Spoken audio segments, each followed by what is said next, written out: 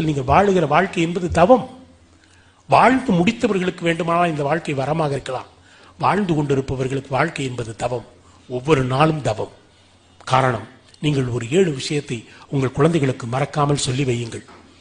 7 விஷயத்தை செய்து பாருங்கள். உங்கள் குழந்தையுடைய வாழ்க்கையை மாறி போகும். வருடத்திற்கு ஒரு முறை உங்கள் குழந்தைகளை அநாதை இல்லங்களுக்கும் முதியோர் இல்லங்களுக்கும் அழைத்து சென்று வாருங்கள்.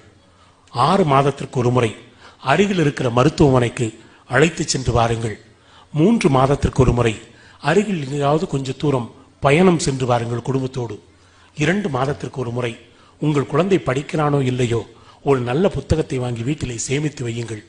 மாதத்திற்கு ஒரு முறை உங்கள் குழந்தைகளை யாருடன் பேச விடாமல் காலை 6 மணி முதல் மாலை 6 மணி வரை மௌன விரதம் இருக்க சொல்லுங்கள்.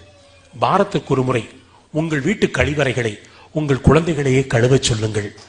தினமும் ஒரு முறை உங்களுக்கு உதிரம் தந்த, உங்களுக்கு உடம்பு தந்த, உங்களுக்கு பாரம்பரியம் தந்த உங்கள் முதியோர்களை ஒரு நிமிடம் நினைக்க சொல்லுங்கள். இந்த 7 விஷயத்திற்குள்ளே தான் மானுடத்தின் மகத்தான வரலாறு மறைந்திருக்கிறது. அதை நான் உங்களுக்கு சொல்ல மாட்டேன். கோடிட்ட இடத்தை விட்டுவிட்டு போகிறேன். நிரப்பி பாருங்கள். என்ன மாற்றம் நிகழும் என்பதை அதற்கு பிறகு நீங்கள் உணர்ந்து கொள்வீர்கள். காரணம், 10 வயதில் எல்லோரும் அறியாமையோடு இருப்போம், தவறில்லை. 20 வயதில் அழகோடு இரு. 30